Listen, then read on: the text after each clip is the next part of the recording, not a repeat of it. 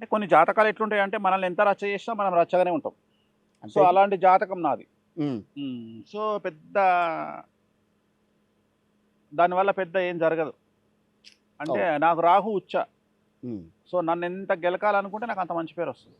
ఇప్పుడు ప్రస్తుతం అదే ఉందా? అదే నడుస్తుందా? రాహు ఉచ్చ స్థితిలో ఉన్నాడా మీకు? రాహు నాకు లగ్నాత్ ఉచ్చ. అంటే ఇక పుట్టినప్పటి నుండి ఉచ్చనే. హుహు.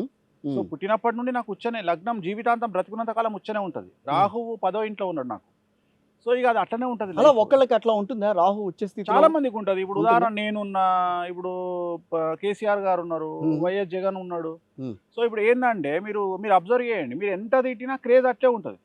ఇప్పుడు వైఎస్ జగన్‌ని ఎంత తిట్టినా, బండబూతులు తిట్టినా, జనాలు ఏం చూపించుకున్నా, మీడియా ఏం చూపించుకున్నా, ఆయన రోడ్డు మీదకొస్తే ఆయన క్రేజ్ ఆయనదే. అవును. సో వేణుస్వామిని ఎంత తిట్టినా, వేణుస్వామి గురించి ఏం మాట్లాడినా, వేణుస్వామికి ఉండే ఇమేజ్ అట్లనే ఉంటది. మౌత్ పబ్లిసిటీ అట్లనే ఉంటది. క్లయింటేల్ అట్లనే ఉంటది. హ్మ్. అట్లనే కేసీఆర్ అట్లా. అట్లా కొంతమంది జాతకాలు ఎవరికైతే రాహువు లగ్నంలో, ద్వితీయములో, తృతీయంలో, చతుర్థములో, నవమమంలో, దశమంలో, ఏకాదశంలో ఉంటారో హ్మ్. వాళ్ళకు నీచభంగ రాజయోగం. దీన్ని ఏమంటారంటే మీకు అర్థమయ్యే నీచభంగ రాజయోగము. అంటే నీచము అంటే ఏంది? చాలా దరిద్రము. దరిద్రం. దరిద్రము. హ్మ్. దరిద్రానికి భంగము. భంగము. భంగం ఏర్పడడం వల్ల రాజయోగము. అంటే నెగెటివ్ నుండి మాట్లాడడం వల్ల ఆ వ్యక్తికి పాజిటివ్‌నెస్ ఏర్పడడాన్ని జాతకం అంటారు. సో, ఈ జాతకం ఏంది అంటే రెండవది కలియుగాన్ని కమాండ్ చేస్తా ఉన్నది రాహువు బగలముకి. నేను అందుకని ఏం చెప్పినా 2023లో ఓడిపోయిన తెలుగు సీఎంలిద్దరూ అదృష్టవంతులు అని చెప్పిన నేను. హ్మ్.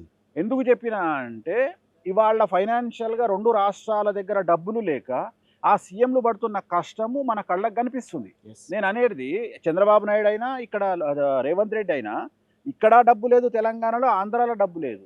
సో, వాళ్ళు డబ్బు తేవడానికి విశ్వ ప్రయత్నం చేస్తున్నారు. కానీ ఇక్కడ అదృష్టవంతులు ఎవరయ్యా అంటే కేసీఆర్ గారు, జగన్ గారు. ఆ సీట్ నుండి పక్కకెళ్ళిపోయారు కాబట్టి.